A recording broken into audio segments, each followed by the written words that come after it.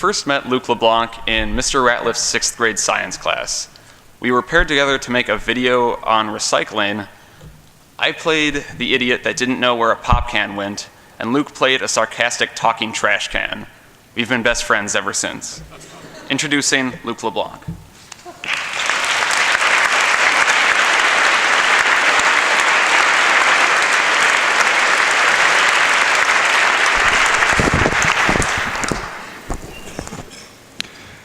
It seems that every couple of months we hear about some big $645 million lottery in the news.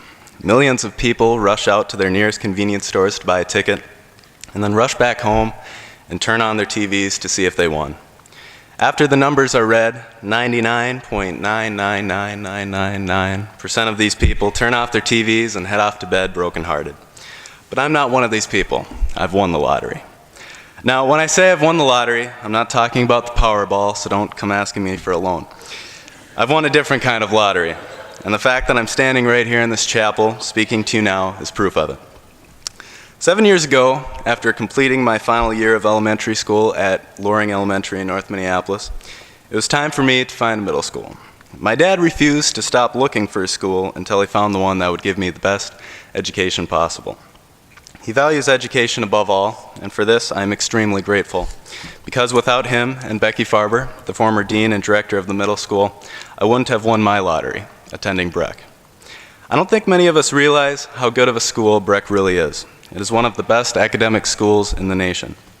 Our teachers are of such a high caliber of educational excellence that you just don't find anywhere else. In addition, some of the opportunities here are unlike any other.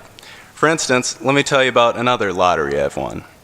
It was the summer after my sophomore year, and I was in Nashville, Tennessee, when I received an email from my college counselor, Ms. DeKoven, that read, "My apologies for the impersonal, last-minute, and vague email, but if you could take a moment and read this, you might benefit from an amazing opportunity in Beijing, China." That opportunity was part of the Aimson Foundation, a cultural exchange program that provides a chance for both American and Chinese students to intermingle and learn about one another's countries as ambassadors at the Beijing High School No. 4. There are about 25 American students from various states and roughly 250 Chinese students. My trip to China was like no other. Out of all the places I could go, China is the farthest away from home, given that it's halfway around the world. On top of that, I wasn't accompanied by anyone on the trip, so I had to figure things out for my own. It was a little hard, but it was fun and exhilarating at the same time. At the Beijing High School, the exchange students were required to stay on the campus.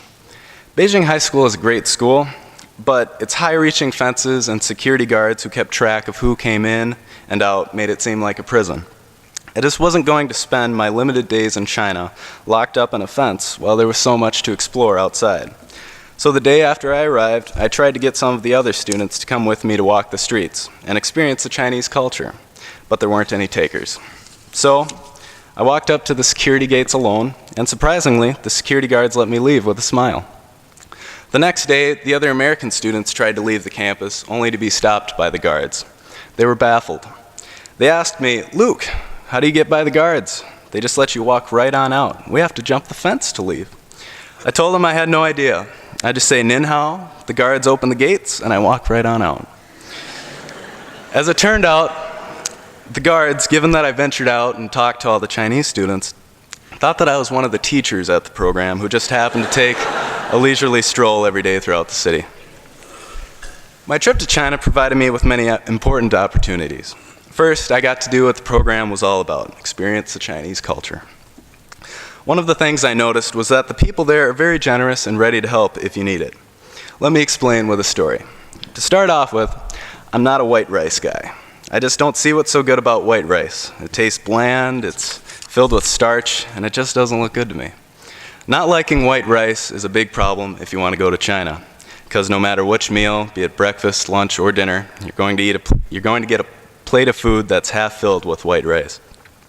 I just couldn't eat the stuff, and because of that, I lost about 10 pounds on the trip. I thought about ordering some real food, but I had no idea how to do so in China. The phones in the dorm didn't work, and the telephone numbers there aren't like they are here in America. Here, we simply dial a 3-digit area code followed by a 7-digit number. In China, you can have from 2 to 3 digits in your area code and can have from 6 to 10 other digits on top of that. and got to be friends with a Chinese student who was staying in my dorm named Dale Zhong. Dale took the time to help me out, and we split in on an order of American food and spent the night hanging out, just exchanging thoughts about topics as complex as the communist government in China to more simple topics, such as the girl from the third floor I had a crush on. I just found it interesting how two kids from totally different backgrounds could get in so much important and meaningful conversation, while the conversation of some people, like our elected representatives in Washington, for example, move slower than a turtle stuck in molasses. In addition to learning about the Chinese culture, I got to see many of the amazing places China has to offer. I climbed the Great Wall of China, visited the Bird's Nest where the 2008 Olympics were held, and swam in the infamous water cube. Whenever you win these kinds of lotteries, you should remember that you don't win them alone. It takes the help of those who support you, and they need to be thanked. So, I'd like to give a big thank you to Ms. DeKoven for making my trip to China possible.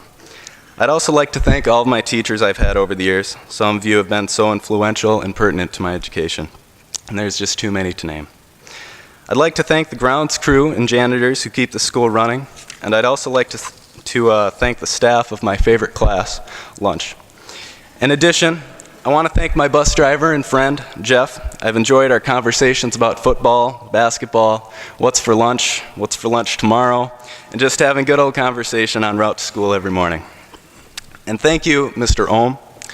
Though you've pushed me into a couple lockers and call me bonehead every day, you're someone I can really relate to and just shoot the breeze with. Also, I want to thank my first ever Breck advisor, Ms. Curran. You're the best.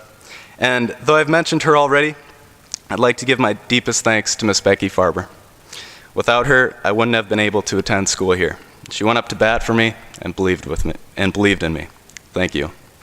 And last but not least, not done yet. Last but not least, I'd like to thank my dad. You've always been there, leading me, guiding me, and teaching me how to lead myself. I don't know where I'd be without you, but I do know I'd be lost. You're my greatest teacher, my best friend, my hardest critic, and though you chew too loud and somehow ruin every pair of jeans you own, I love you with all my heart and couldn't have asked for a better father. Sometimes we focus too much on what we don't have when we should be appreciating what we do. We constantly seek to accomplish more, get more, and be more. I'm not saying there's anything wrong with wanting more, but I encourage you all to just take a second, take a deep breath, and reflect on what you have and how fortunate you really are.